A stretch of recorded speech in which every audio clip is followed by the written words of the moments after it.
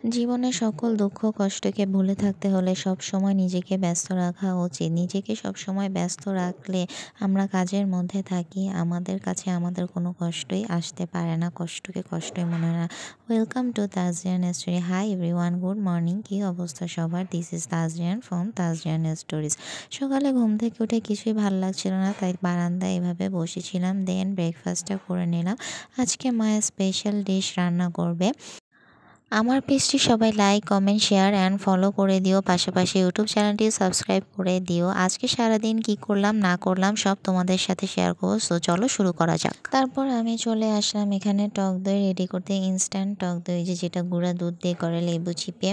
Because হচ্ছে তখন টক দই আনাও পসিবল না, বিকজ তখন আবার নিচে যে গিয়ে টক দই আনবে। বাসায় বড় আপু আসছে, তখন আবার কীভাবে কেমনে কি নিচে যেয়ে আনবো।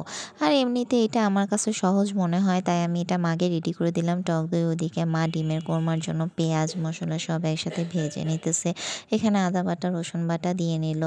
দেন এখন এগুলো সুন্দরভাবে কষানো হয়ে যাওয়ার পরে মা এই যে সুন্দরভাবে পেঁয়াজ ভাজা হয়ে গেছে, দেন একে একে সব মশলাগুলো দিয়ে দিবে। মার এই ডিমের কোরমাটা কিন্তু খুবই মজা হয়, খুবই। তোমাদের সাথে একদিন ফুল রেসিপিটাই, শুধু ডিমের কোরমার ফুল রেসিপিটাই শেয়ার করবে। এই যে ফাইনালি ডিমের কোরমাটা মানে অলমোস্ট হয়ে গেছে। দেন এই যে টক দই যে বানায় রাখছিলাম, ওই টক দইটা মা এখন এখানে দিয়ে দিল। তারপর কিছুক্ষণ একটু রাখবে। দেন এখানে কিছু কাঁচামরিচ দিয়ে দিল। এখন এই যে ডিমের কোরমা রেডি। ডিমের কোরমার উপরে মা আবার একটু স্বাদ মতো চিনি দিয়ে দিল। মা যে কোনো খাবারেই চিনি দেয়, এতে টেস্টটা নাকি অনেক ভালো হয়। তারপর এখানে বেরেস্তা করে নিতেছে মা। দেন আবার বিরিয়ানিতে আলু দিবে, তাই আলু ভেজে নিতেছে। বিরিয়ানিতে কার কার আমার মতো আলু পছন্দ একটু বললো তো।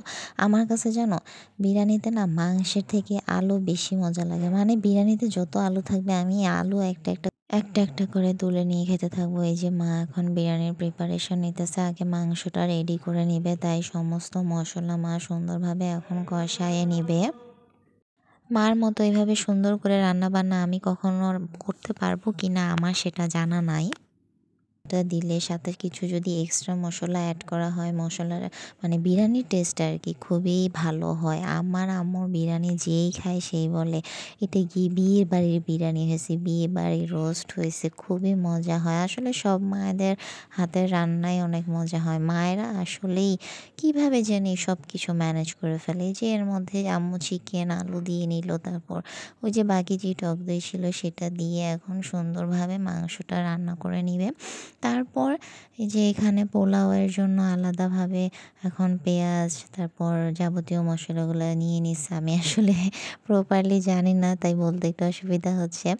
তাই এই যে এখানে দেখো সুন্দরভাবে চাল ভেজে নেওয়ার পরে এখন আলু দিয়ে দেওয়ার পরে পানি দিয়ে নিচ্ছে। তারপর এই যে পোলাও পুরা রেডি বিরিয়ানির জন্য। তারপর মা এখানে ওই যে রেডি করে রাখছিল যে চিকেন, সেই চিকেন এখন দিয়ে দিবে। দিয়ে এখন কিছুক্ষণ দমে রাখবে। বিরিয়ানি নাকি কিছুক্ষণ দমে রাখলে আরও বেশি ফ্লেভারফুল হয়। তারপর এই যে দেখো কি সুন্দর মা নাড়তেছে। আমি তো কখনো এভাবে নাড়তেই পারবো না। আমি তো কিছু মানে ডিম উল্টাতে গেলেই আমার জানি কেমন হয়ে যায় সব। আচ্ছা যাক, বাদ দাও। ওই যে মা এখন সব একত্র করে নিতেছে, পোলাওয়ের সাথে মাংস তারপর আলু সব একত্র করে দিয়ে এখন চাপ দিয়ে মা দমে রেখে দিবে। এই যে বেরেস্তা দিয়ে দিল উপর দিয়ে। এই যে finally biryani ready, korma ready. অনেক মজা হয়েছিল ওই দিনকার খাবার। এই যে আমার প্লেট।